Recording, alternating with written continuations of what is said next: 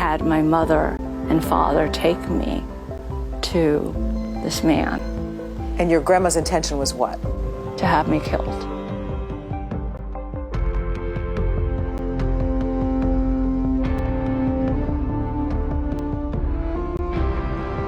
I've always felt like I was living on borrowed time.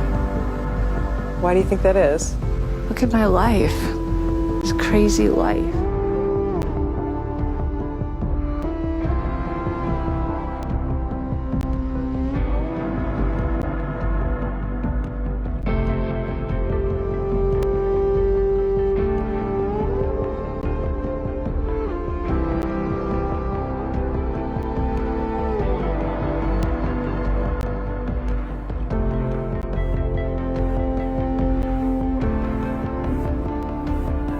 She set up a meeting between my parents and this herbalist and had my mother and father take me to this man. And your grandma's intention was what? To have me killed. Because? Because I was blind. And she just thought there was absolutely no future in that? There was no future for me. Nobody would ever want to marry me. I was an embarrassment to the family.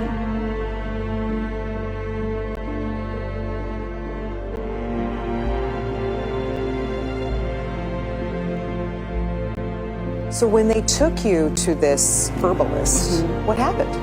The herbalist said, I won't participate in this kind of dirty business. And he walked away.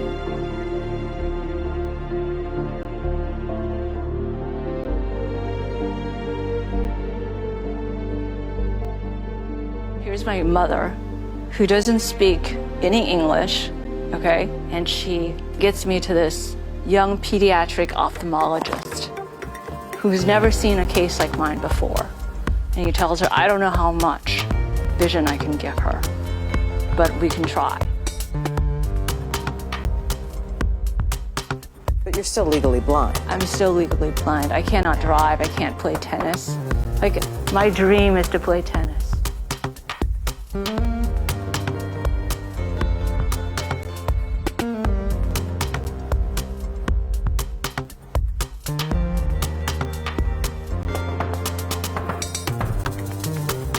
How'd you end up at Harvard?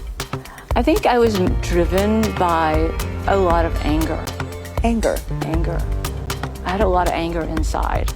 And the anger came from my family not believing in me. So you took that and said, I'll Screw show them. you. Oh. Yeah, screw you.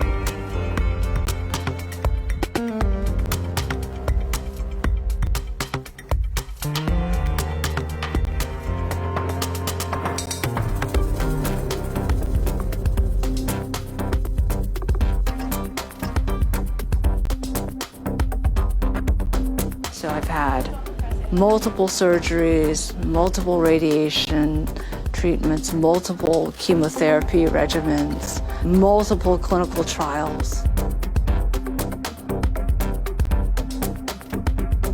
We talked a little bit last time when I saw you about the scan that you had just had, and there were certainly some areas of stability, which was a good thing. There were also some areas of growth. It's not like I'm gonna bounce back. No, there's no bouncing back anymore.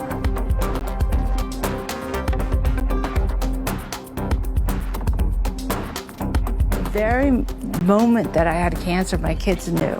Sure, they were young, 1 and 3, but they had an understanding, some understanding at that age.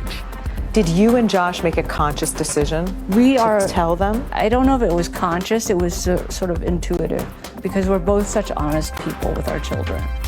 And we didn't want to go around trying to avoid the C word.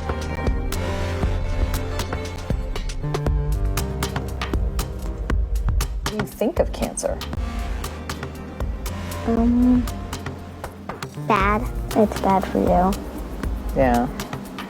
And have you talked to your mom about it? Not really. No. Because it makes her sad. Is that right, Mia? Why is that?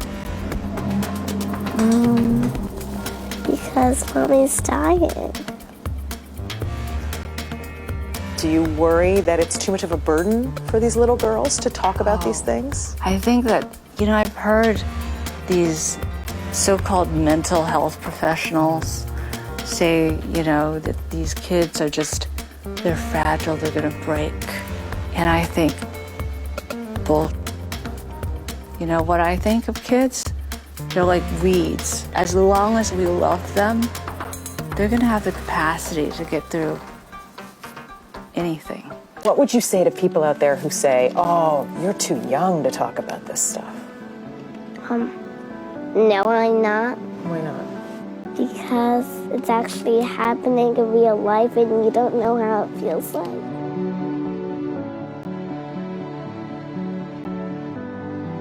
I want them to find goodness out of their mother dying so young.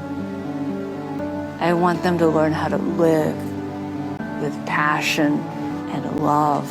And I want them to also expect that no life is free of hardship. Embrace it and know that you will come out on the other side strong.